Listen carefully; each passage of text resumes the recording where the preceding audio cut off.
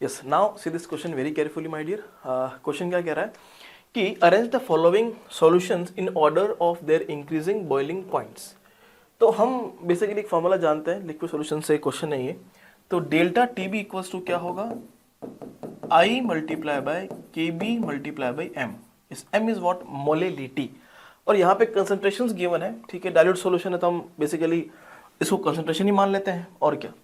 तो यहाँ से डेल्टा जो टीबी आया है वो प्रपोर्शनल किसके आ गया, आई के। ये तो कांस्टेंट ही रहेगा और ये हो गया आपके पास कंसंट्रेशन। इसको मैं सी लिख लूँ, ठीक है, कोई दिक्कत नहीं। अब यहाँ पे अगर देखें तो देखो ये NaCl है, ये भी NaCl है, ये भी NaCl है। NaCl टूट सकता है Na प्लस Cl माइनस। इसके लिए I का वैल्यू कितना हो गया आपके पास, 2 हो गया। जबकि अगर मैं यूरिया की बात करूंगा तो ये तो एक ऑर्गेनिक कंपाउंड है, ये तो इलेक्ट्रोलाइट की तरह काम ही नहीं कर पाएगा। यस, इसके लिए I का वैल्यू 1 होगा। तो सबसे पहले मैं इसमें बात कर लेता हूँ, NaCl और NaCl में।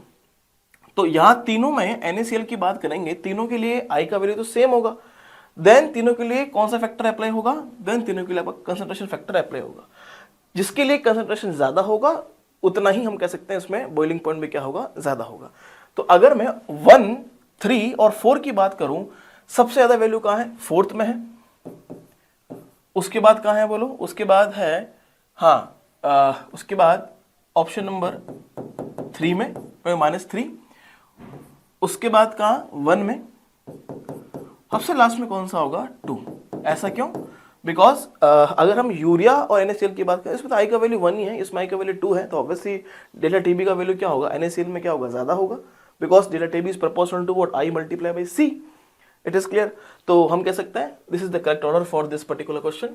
तो ये कहां आंसर दे रखा है आपको, 4, 3, 1, 2। Option number 4 is the correct answer.